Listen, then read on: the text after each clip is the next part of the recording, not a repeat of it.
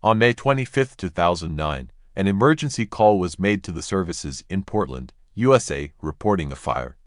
When the fire was extinguished and firefighters entered the building, they discovered a horrifying scene. The room was surrounded by crosses and other religious objects, and there lay a completely charred body. However, the most terrifying part was that the corpse was headless. Zoe Saraki was born on March 25, 1991, in Portland, located in Cumberland County, Maine, in the northwestern United States. She grew up with her loving parents, John and Linda Saraki, her older brother Gregory, and two half-sisters from her father's side. Zoe always maintained good relationships with them. John Saraki was a builder, and thanks to his job, he supported the family well. From an early age, Zoe was surrounded by creative stimuli and showed a strong inclination towards art. She also loved animals and had 5 cats at home. As Zoe grew older, she became increasingly restless and curious. The idea of traveling and experiencing other cultures fascinated her. She also started following a vegan diet, consuming only vegetables while avoiding meat and animal products. This lifestyle included an ecological culture of protecting animals, the environment, and health. In 2005, Zoe started attending high school, where she had a large group of friends who described her as a happy, joyful, and positive girl. In 2008, on her 17th birthday, Zoe surprised everyone with a decision that her parents did not like. She dropped out of school.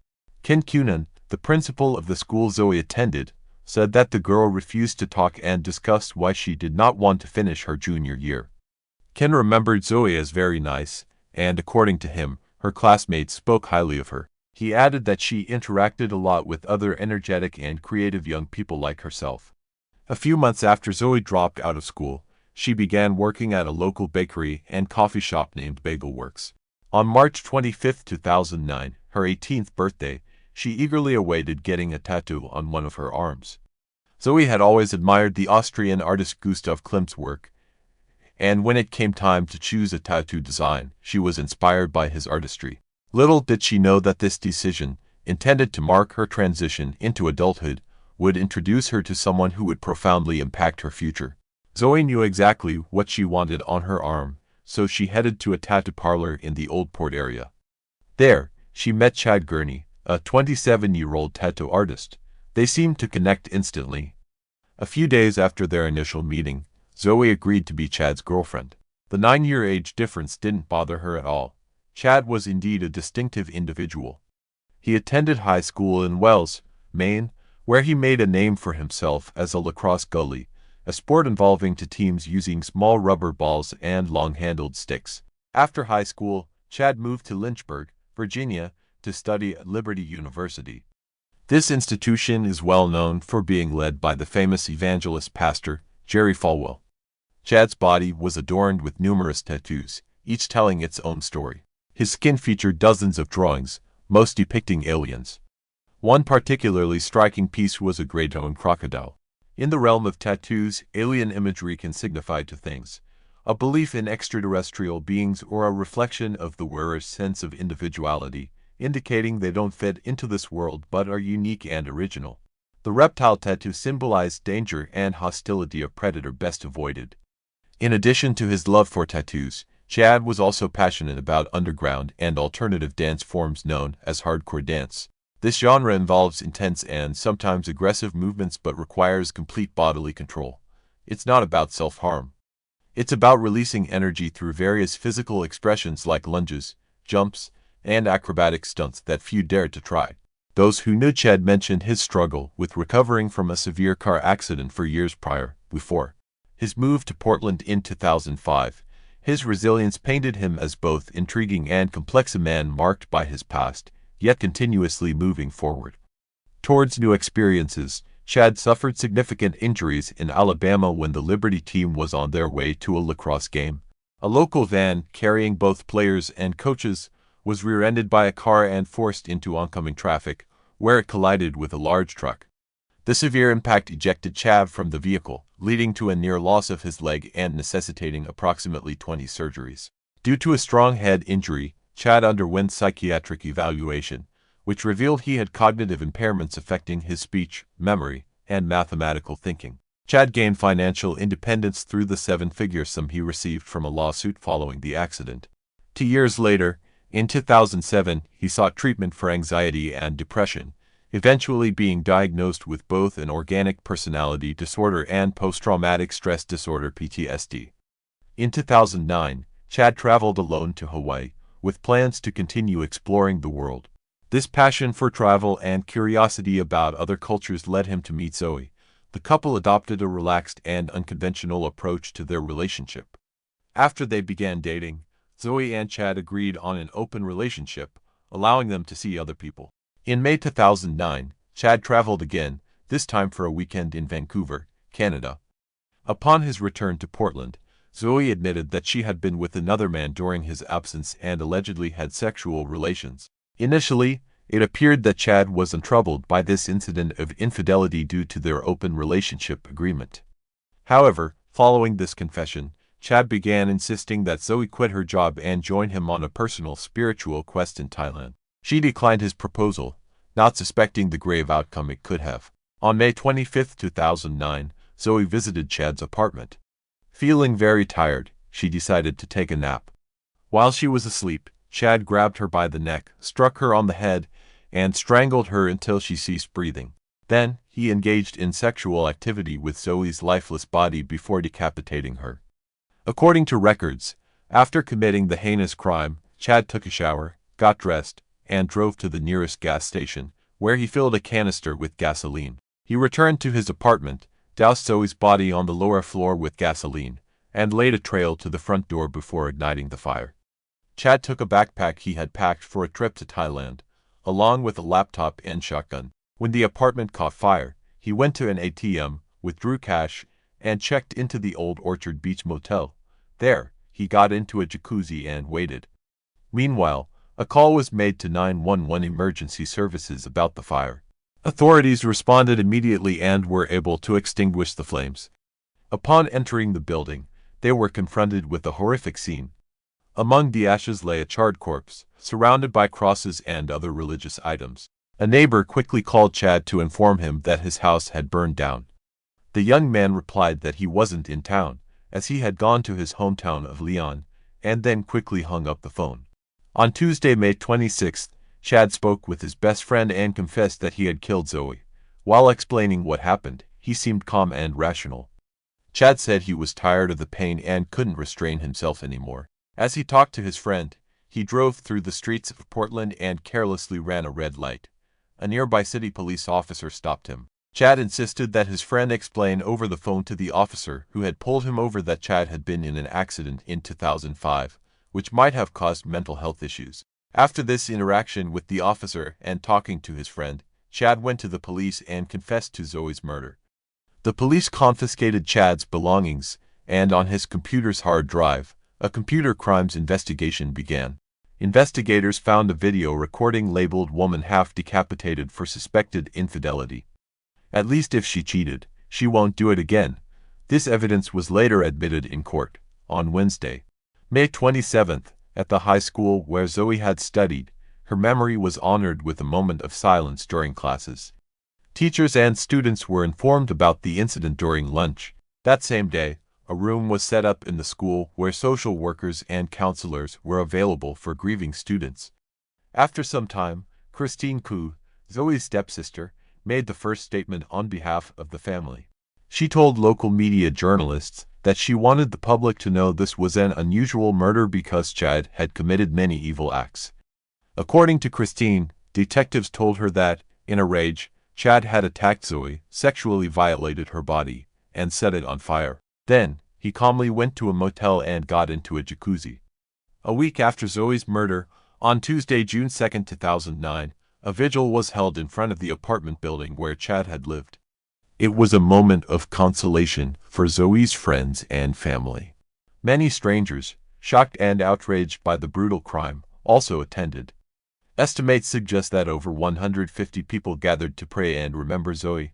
They also placed candles and flowers on the steps of the building where her life was tragically cut short.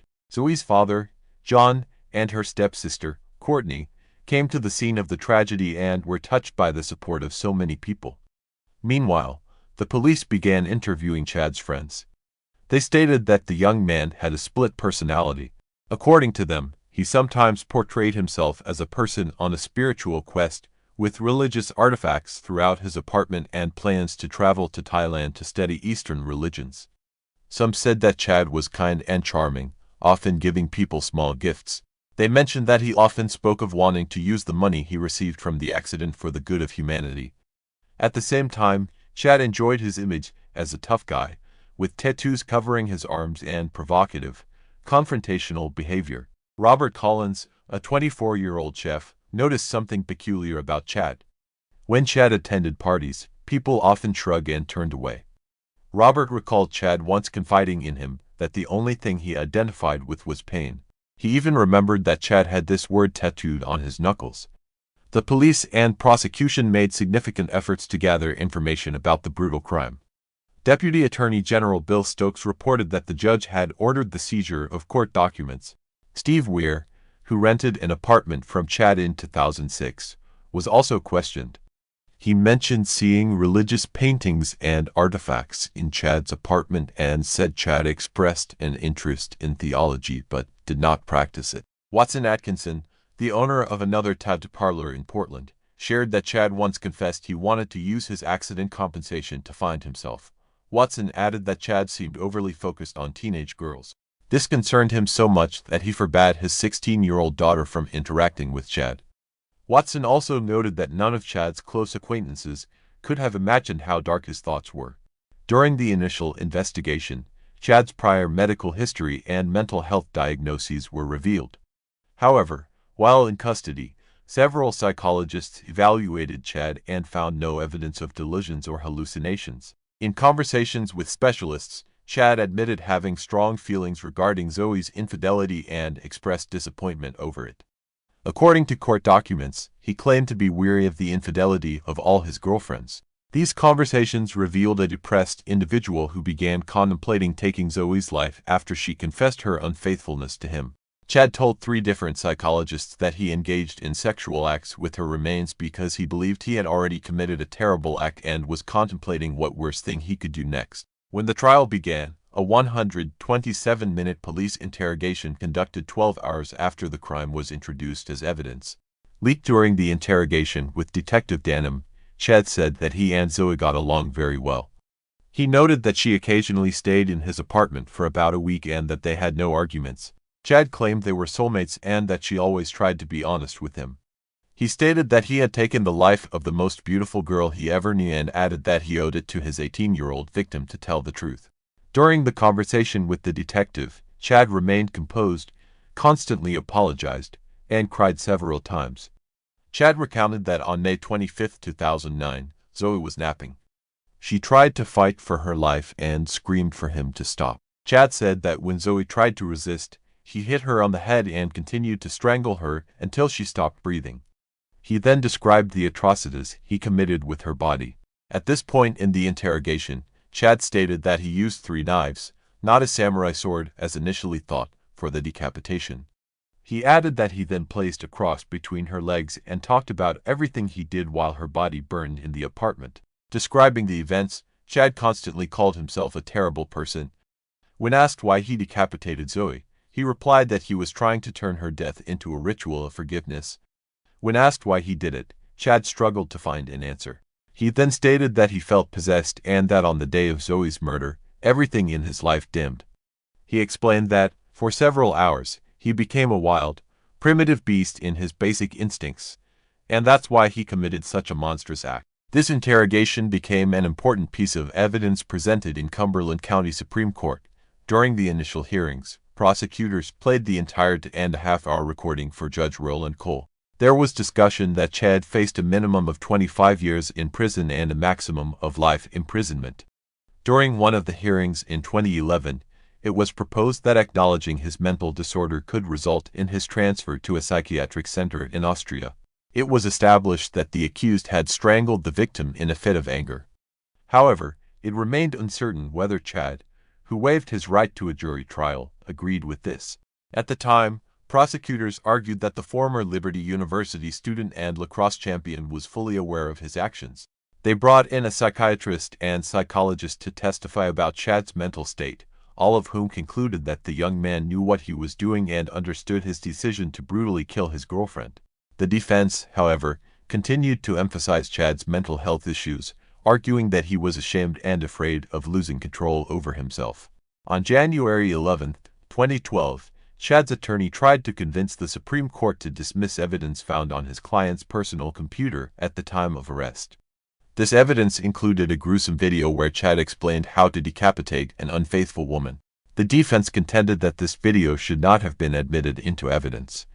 In March 2012, nearly 3 years after the egregious crime, 30-year-old Chad Gurney was sentenced to 50 years for the murder of Zoe Soraki and 25 years for arson. The judge ordered these sentences to be served consecutively. Chad's lawyers filed an appeal against the sentence, but it was rejected. Zoe's family had hoped for a life sentence. During sentencing, the presiding judge stated it was clear that the defendant did not perceive reality normally. However, the issue was whether he understood his actions were wrong. Sarah Churchill, Chad's attorney, argued before the Supreme Court that brain concussions and other injuries from a 2005 accident left her client in a constant state of delusion.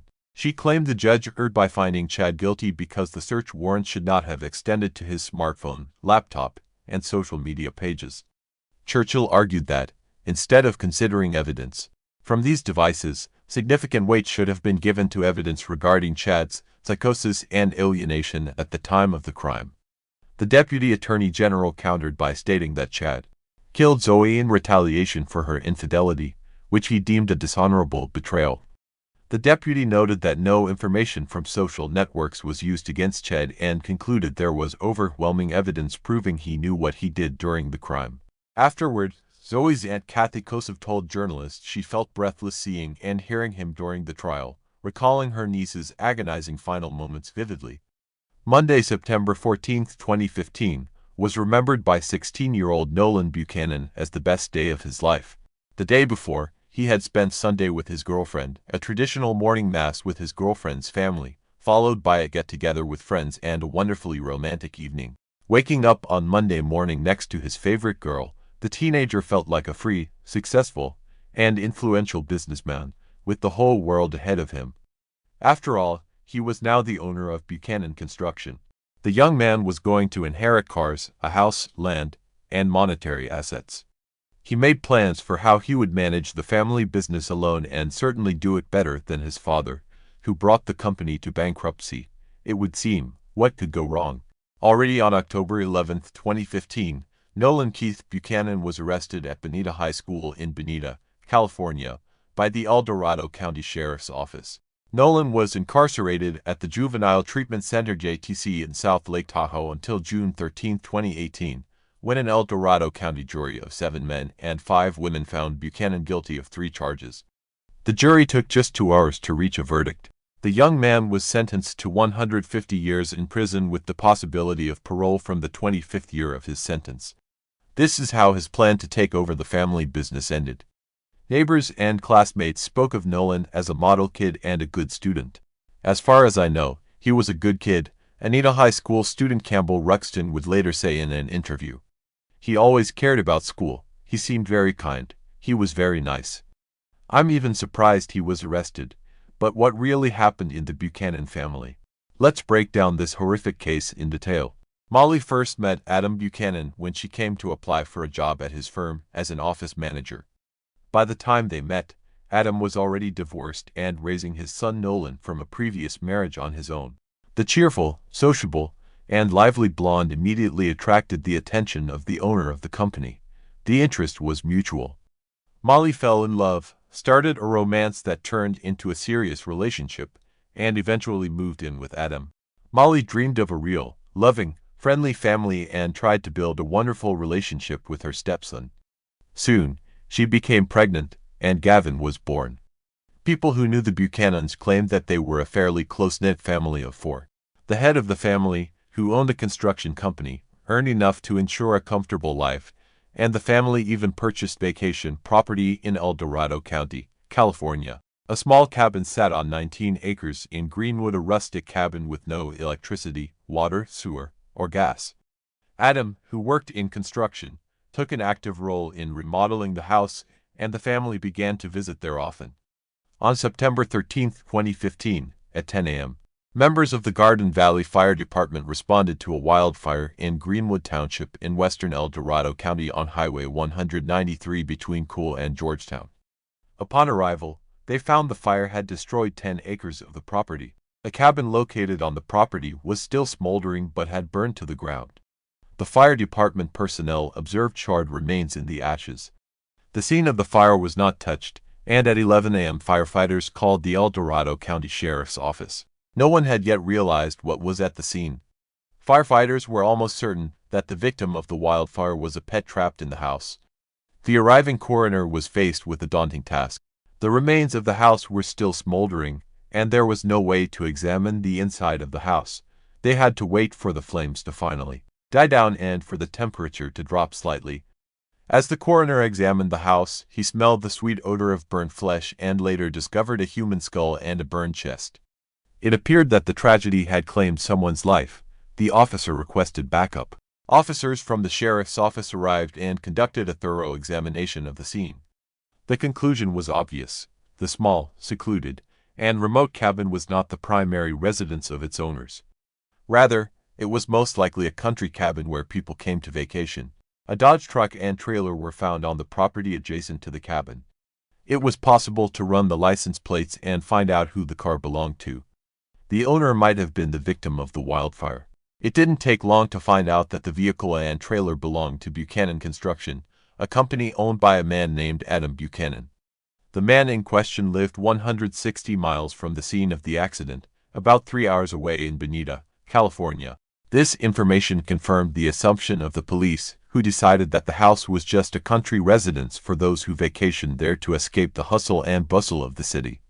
It remained to be seen who was inside, Mr. Buchanan himself or someone else. The name of the owner of the company gave the detectives their first clue, with which they began their investigation. The Bonita police officers were tasked with checking to see if all of Buchanan's family members were well and at home. They went to the correct address and were soon in the Buchanan's driveway, where they noticed a white Ford pickup truck. At a knock on the door, Adam's 16-year-old son from his first marriage came out. He greeted the uniformed officers with surprise and asked what brought them to him. The officers decided to first find out who was in the house so as not to frighten the household. Perhaps the company car had been taken by someone from the company and not the owner himself. Nolan Buchanan said his father, Adam, had gone away for the weekend to his country estate 160 miles away with Molly and their 8-year-old son, Gavin, and they were due back in the evening. According to him, his father had left him to look after the house. Investigators did not yet have sufficient reason to believe the remains in the cabin were those of the Buchanans, but the information received and the discovery of the remains, believed to be those of two people by the evening of September 13th, was enough to report the family missing in the El Dorado County fire. The next day, September 14th, El Dorado County Police went to Nolan's home to talk to him more thoroughly and try to figure out whose lives the fire had claimed. Officers were met by Adam's parents, Howard and Susan Buchanan. They said that their son, the owner of the burned-out cabin, does his own home repairs and therefore travels there very often. The parents were very concerned, as they had not been able to contact their son or daughter-in-law until now. From the story, the officers learned that the house is connected to generators, but at the time of the tragedy, it had no electricity. There were, however, gas cylinders inside. This gave to theories. The fire could have been either accidental or intentional. By September 15th, the fire scene had cooled down, and investigators were finally able to collect evidence, including debris from a nearby fire pit. According to Detective James Peterson of the El Dorado County Sheriff's Office, new remains were discovered that changed the direction of the case. Police found a piece of skull with a bullet hole. At that point, we all realized that there was actually a homicide. This was not an accidental fire, reported the sheriff. The remains were collected and sent for forensic DNA testing. In the first set of remains, the bullet was lodged in the victim's thigh. The skull with the bullet hole, judging by its size, belonged to a child. The version of a fatal accident was dismissed. The theory of murder came to the forefront. No one now doubted that the fire was a means of destroying the traces of the crime. It remained to find out under what circumstances the crime had taken place, Was it a burglary that had gone wrong? Or had the family been deliberately targeted, but if so, by whom and why? Or could the crime be related to Buchanan Construction, a company where Adam Buchanan was president and chief operating officer? Did someone harbor a grudge against him due to a working relationship? Initially, investigators focused specifically on the latter theory. They also looked into Molly's life to determine if she had any enemies capable of committing the crime. Once those lines of inquiry stalled, officers turned their attention to problems in Molly and Adam's marriage. There proved to be plenty of them. Investigators learned that over time, Molly and Adam's relationship began to deteriorate, and at the time of the crime, they had been sleeping apart for quite some time. A diary was found in which Molly described abuse from Adam. Witnesses interviewed described rough treatment and abuse. According to them, Adam was rude not only to Molly but also to the children. Molly's mother, Susie Slanker, admitted to investigators, "There were times when I was afraid they would kill each other in one of their arguments." Molly did not sever her relationship with Adam, but would periodically take her son and leave to go to her parents' house, only to return a few days later until the next fight. It also turned out that the couple liked to hunt in the area where their country house was located. Since everyone was armed, the investigators assumed that during another quarrel, one of the spouses grabbed a gun and shot, and when they realized what they had done, took their own life. However, there was an inconsistency. If the tragedy happened because of a conflict between husband and wife, it would mean that near the remains of one of them, the instrument of the crime must necessarily be present. Yet, there was no such evidence. Investigators speculated that the weapon might have been damaged in the fire and may not have looked as obvious as expected. Over the course of 5 days, forensic team members took turns removing ashes from the home. The search was conducted with surgical thoroughness, but did not yield the expected result. No weapons were found in the house. By this time, the data from the forensic examination had arrived. The examination confirmed that the DNA of the bodies belonged to Adam Buchanan, Molly McAfee, and their 8-year-old son. All 3 victims had suffered gunshot wounds before the fire, and the angle of the bullet wounds ruled out the theory that someone took their own life. The lack of firearms meant that someone else was in the house, a 4th person who shot the Buchanans. The investigation had to start over. Police had no choice but to turn to the 16-year-old son of the deceased. Nolan told officers that the family drove away in an old Dodge truck. According to Nolan, his father decided to use the company vehicle rather than his personal Ford, which was parked in the driveway, because he had loaded the truck and trailer with rocks that he was going to use to decorate the area near his country cabin. It was this truck that police found near the burned structure. When asked why Nolan did not go on vacation with his relatives, the young man, as in the first interview, said that he had a duty to look after the house and garden during the absence of his father and stepmother.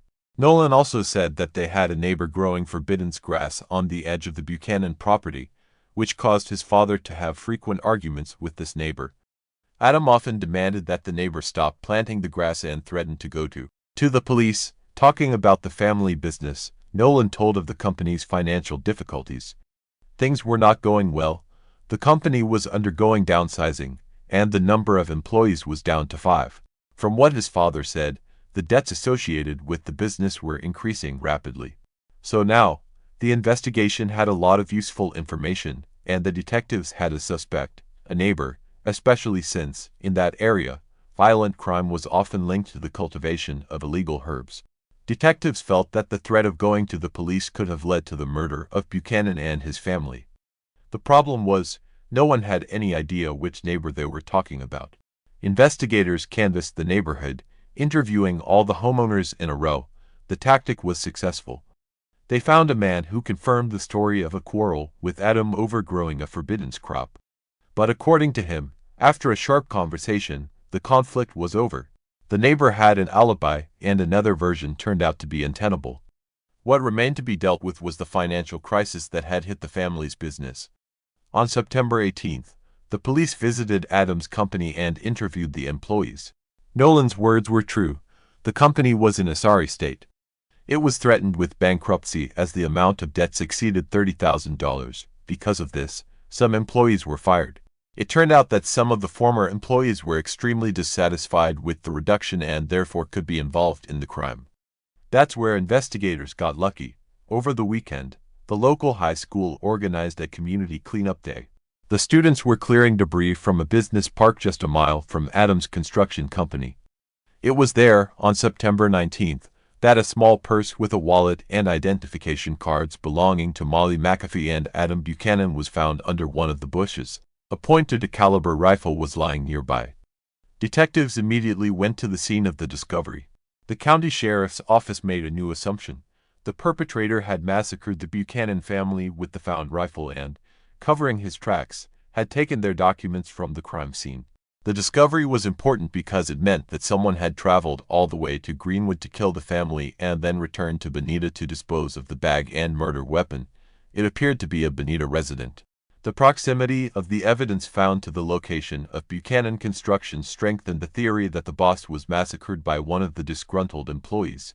Detectives sent the firearm and the bag of documents for examination, requesting a warrant to inspect the company's records and premises. Here, the investigators got lucky a second time.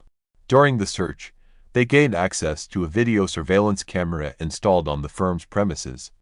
By happy coincidence, the lens of the camera was directed not at the company's territory, but at the center of the parking lot. After this discovery, the case was just days away from being solved. Since it was already known that the family had gone out of town on Friday, investigators reviewed Friday's footage and were surprised to find that Adam had attached a trailer filled with rocks to a Ford F-150, not a Dodge truck as Nolan had told them. Detectives realized that the young man had deliberately manipulated the investigation. If the white Ford had towed the rock trailer to the cabin, then someone must have driven it back and parked it in the driveway of the Buchanan family home. Investigators re-interviewed Nolan, trying to keep him comfortable while getting as many details as possible about the weekend where he had been and who he had seen. Only this time, they asked him what movie they had seen at the cinema, how he had paid for the shopping at the mall, and how he had paid for dessert on a date. The unsuspecting Nolan answered, with his father's credit card. The officers then applied for a warrant to search Buchanan's home in Bonita, searched the vehicles, and checked financial records. The Ford automobile was still parked in the driveway. It was closely inspected, and they noticed reddish soil sticking to the wheels, similar to that in Greenwood. If the Ford had been used for a trip last weekend or earlier, traces of soil might have remained, but they would not have been as obvious. Unfortunately, the fire had destroyed the wheel tread marks near the country house, but the dirt buildup indicated that the car had probably been to Greenwood recently. Detectives tracked the bank card payments and found that Adam Buchanan had used his credit card on Friday, September 11th, at fast food chain Taco Bell on his way to Greenwood. Nolan, on the other hand, claimed he stayed home, did not go with his parents, and had the credit card in his possession. Detectives went to the diner and checked the security cameras. They saw exactly what they expected, a white Ford instead of a truck. When detectives searched the Ford, they found a Taco Bell receipt dated September 11th that included not 3 but 4 drinks. Evidence collected at the scene of the fire similarly pointed to 4 drink cups, so Nolan was in the car. The next credit card transaction took place on Saturday, September 12th, at the Valencia Club bar in Pennon, about 30 minutes away from the cabin. Adam's parents had previously told detectives about the bar. They said their son and daughter-in-law liked to drop in there after renovations to the cabin.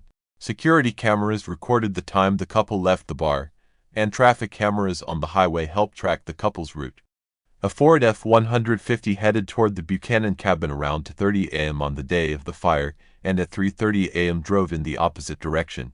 In the first instance, the camera captured Adam and Molly in the vehicle, and in the second, only Nolan. A few hours later, on Sunday morning, September 13th, Adam's credit card was used to pay at 3 of Bonita's establishments, Starbucks, McDonald's, and a gas station. The bank confirmed to investigators that Buchanan had only one bank card. The facts contradicted Nolan's stories. By this time, forensic results had come back. Nolan's fingerprints were found on the gun. He was arrested right in the middle of a high school class. Nolan Buchanan pleaded not guilty to the charges against him.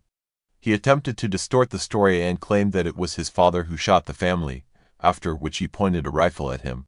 In defending himself, Nolan claimed he took the weapon away, accidentally shooting his father. Nolan insisted it was self-defense, attributing the fire and subsequent lie to a state of panic and extreme fright. That's why he took gasoline and set the house on fire, to make it look like nothing had happened there.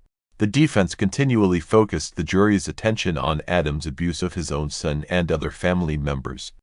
The medical examiner questioned the verdict because the bullet wound mark on a piece of Gavin's skull was consistent with a shot fired at nearly a 90 angle. Nolan, on the other hand, claimed that his and his brother's beds were next to each other, and they were simultaneously awakened by the noise and screaming. It was at the moment of awakening that Nolan allegedly saw someone enter the bedroom and shoot Gavin. The shooter then pointed the rifle at him, and Nolan miraculously managed to push the attacker away. Under this scenario, the shot would have been fired at about a 45 angle, which was inconsistent with forensic evidence. The prosecution came to believe that Nolan shot his brother when they were alone in the house while their parents spent time at a bar. After waiting for his father and stepmother to return, Nolan shot them as well. Judging by where the bodies were found, Adam was killed first, followed by Molly. Nolan then took the rifle, his parents' papers, doused the bodies with gasoline, and set the house on fire. Then he went home, met his girlfriend, and spent the day with her, creating an alibi for himself. On July 13, 2018, a jury found Nolan guilty. Nolan was convicted of 3 counts of first-degree murder. As a result, he was sentenced to 150 years in prison with the possibility of parole after 25 years. Judge Kingsbury, in announcing the sentence, reflected on the verbal and physical abuse Nolan faced, on the testimony that Nolan massacred his brother because he didn't want him to go through the same horror or be forced to live with what his father had already managed to do to him. However, as she did so, she also listed facts about the premeditation of the crime and subsequent arson, the creation of alibis, and the plans to run the family business that Nolan had voiced to family members. The judge cited a failure to follow rules and deviant behavior noted by staff at the South Lake Tahoe Juvenile Treatment Center, where Nolan went after his arrest. "Everyone has the opportunity to change," Judge Kingsbury told Nolan. "I hope you will do everything in your power to do so. If you behave well, you will have a chance to get out on parole in 25 years under the Senate bill and Supreme Court rulings. It's up to you whether you take that chance or not." Nolan continues to insist he is innocent. If he ever gets out on parole, he will have to pay a huge compensation to the victims. The amount of the payout is unknown at this time. Shafilia Ahmed was born on July 14, 1986, a British Pakistani girl. Shafilia's father, Iftikhar Ahmed, originally hailed from the Gujarat district of Pakistan. At the age of about 20 to 22, Iftikhar moved to Britain for employment. While staying there for a while and during work, Iftikhar fell in love with a foreign girl and married her. Soon, he became a father, but when he returned to Pakistan and informed his family about his marriage, they did not accept it. Then, Iftikhar's family put heavy pressure on him to marry another Pakistani girl. Despite Iftikhar's resistance, he eventually succumbed to his family's insistence and married a Pakistani girl named Farzana. After the marriage, Iftikhar returned to Britain, and after revealing the truth to his first wife, he divorced her. Then, after some time, Iftikhar called his second wife, Farzana, to Britain from Pakistan. After coming to Britain, Iftikhar started living with his wife in the city of Bradford in West Yorkshire. It is here that, on July 14, 1986, Shafilia Ahmed was born. Shortly after Shafilia's birth, the family moved to the town of Warrington in Britain. It was here that Shafilia completed her early education. During this time, 2 more daughters were born into the family, and Iftikhar's family grew larger. Although this family resided in Britain, on holidays, Iftikhar used to take his wife and all his children to Pakistan for vacation. Now the year had come to 2003, and by then, Shafilia Ahmed had also turned 17 and was studying law. Her dream was to become a lawyer. When Shafilia and the other children had a break on February 18, 2003, Shafilia went to Pakistan with her family for vacation. During their trip to Pakistan, this family also participated in a family wedding ceremony. However, just a few days after this wedding, a major incident occurred with Shafilia. She accidentally drank phenyl flora cleaner. Fennel is commonly used in Asia for cleaning floors and homes. Because fennel is made by mixing some chemicals and soap, drinking it caused severe pain in Shafalia's throat. The reason behind Shafalia drinking fennel was initially said to be because her parents pressured her into an arranged marriage with a Pakistani boy. Because of this pressure, Shafalia drank the fennel, intending to end her life. However, later her parents claimed that someone had poured fennel into an old bottle of water kept in the same bottle usually used for drinking water, and in the darkness of the night, Shafalia mistook fennel for water and drank it. Due to this mistake, Shafalia had to endure a lot of pain. As a result, she was admitted to a hospital in Pakistan. Now, because Shafalia's injury was quite severe, she had to stay in the hospital for a long time. During this time, the holidays of the other family members also ended, so Iftikhar took his 2 children and wife back to Britain, while Shafalia had to stay in Pakistan for treatment. However, shortly after, Iftikhar arranged for Shafalia's return as well, and on May 27, 2003, Shafalia returned to Britain.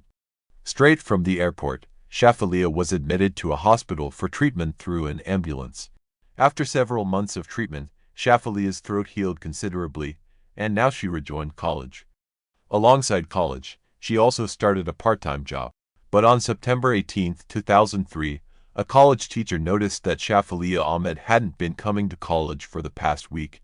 Attempts were made to contact Shafalia via phone, but she could not be reached. When the teacher asked about this to Shafalia's parents, they revealed that Shafalia had not been home for the past week. Their daughter had been missing for a week, and her parents hadn't filed any complaints about her yet, which struck Shafalia's teacher as very strange.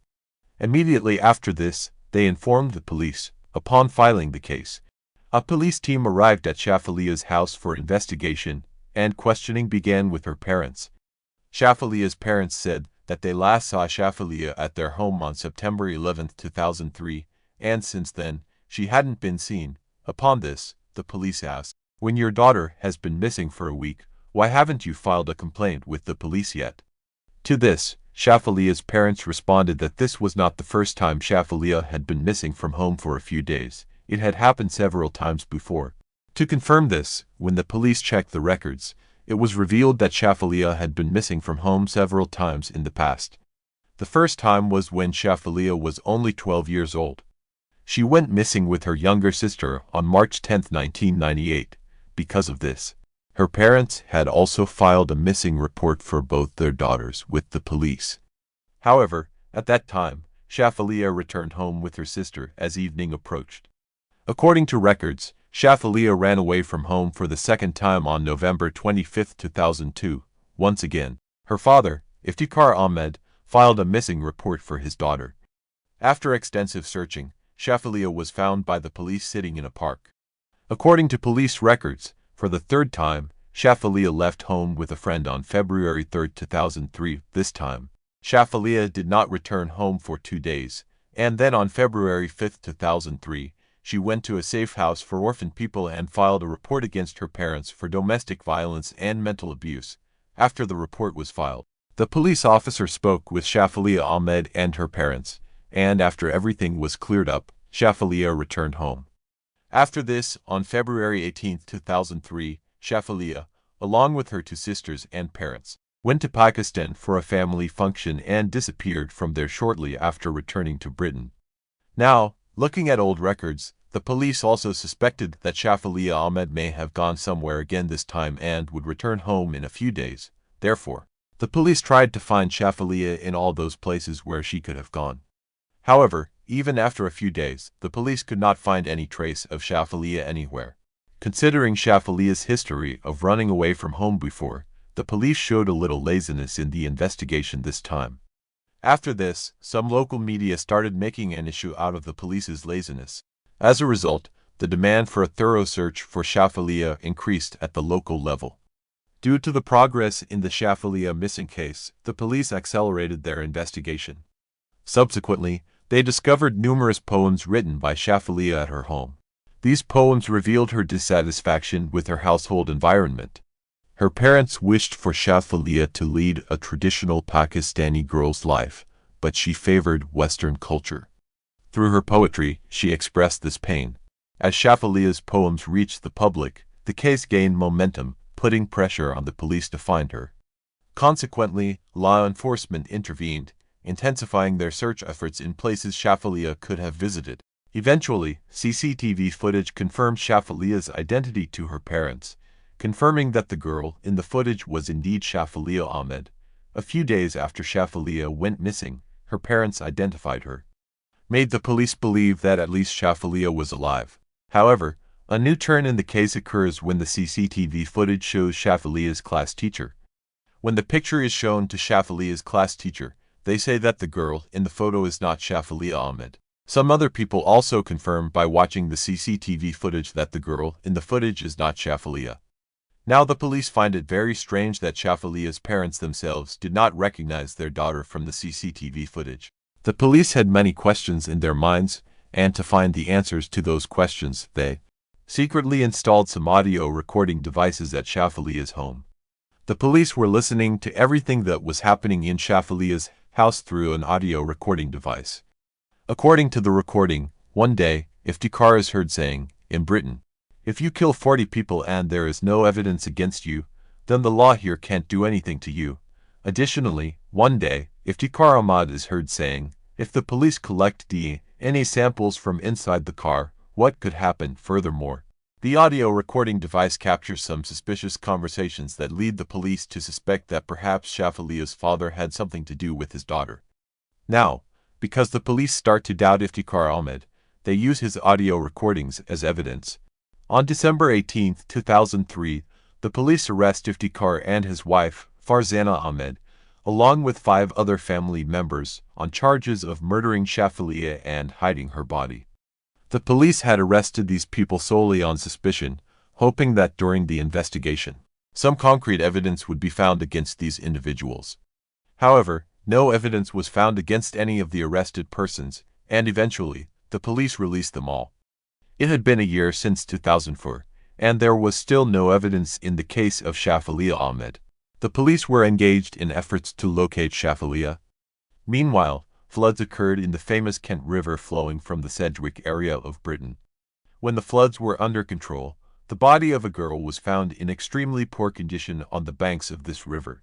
The distance between the place where the body was found and where Shafalia Ahmed had disappeared was 70 meters, but still, the police had doubts about whether this corpse could be Shafalia.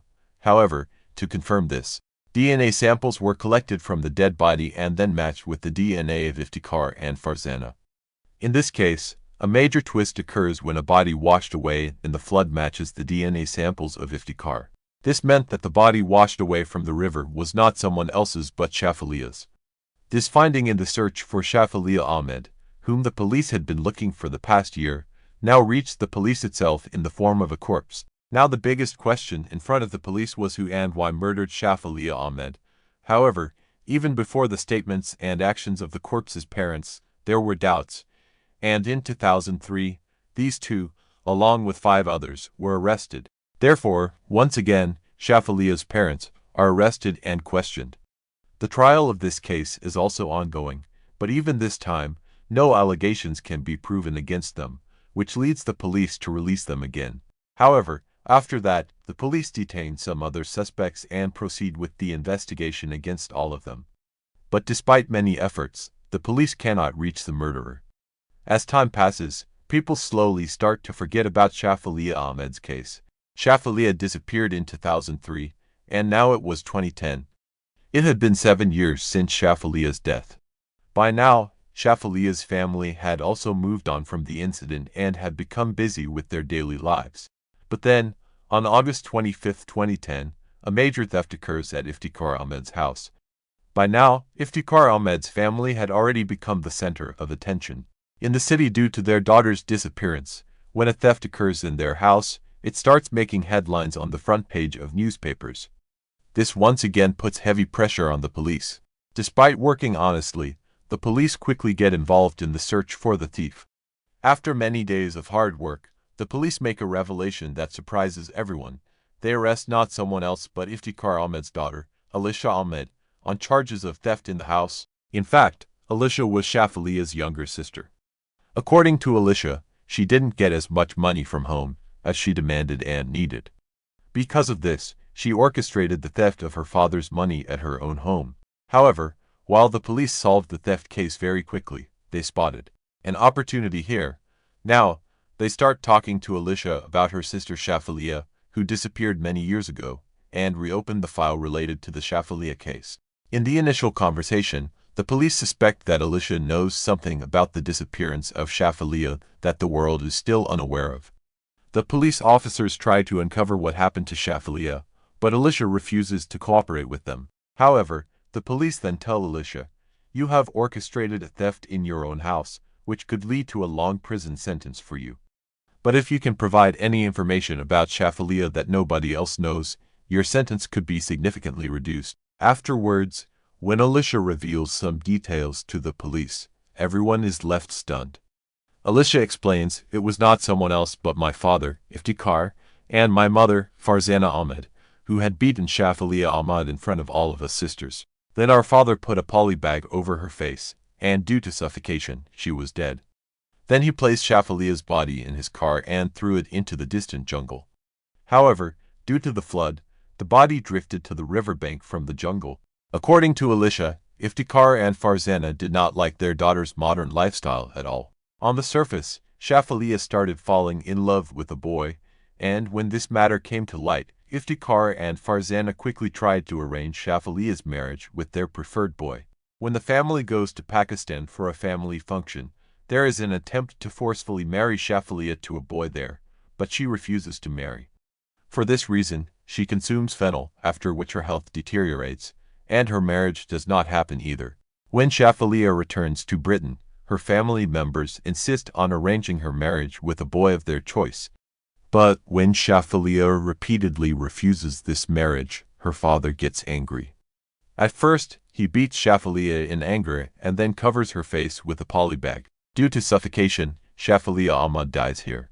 But immediately after this disclosure, Alicia Ahmed becomes a government witness in the case in exchange for being assured a minimum sentence in the theft case. However, based on Alicia's statement, on September 2, 2010, Farzana and Iftikhar are arrested, and then a case of their own daughter's murder is pursued against them. Both of them remain in jail for several months after the arrest. However, nearly a year later, on September 15, 2011, they are granted bail by the Manchester Crown Court. In the further investigation, the police gather some crucial evidence, and based on that evidence, the trial of this case begins in the Chester Crown Court on May 21, 2012. Initially, Farzana and Iftikhar continued to deny their involvement in their daughter's murder. But when Farzana begins to suspect that she is being framed for her own daughter's murder, she finally accepts in court on July 9, 2012, that Shafalia Ahmed's murder was not committed by anyone else but by Iftikhar Ahmed himself. In her statement, Farzana also reveals that she tried to stop Iftikhar, but instead, he beat and threatened her, saying, "If any of you ever talk about this to anyone, your fate will be just like Shafalia's." Now, two witnesses had testified against Iftikhar Ahmed, and besides the police, who gathered evidence, it also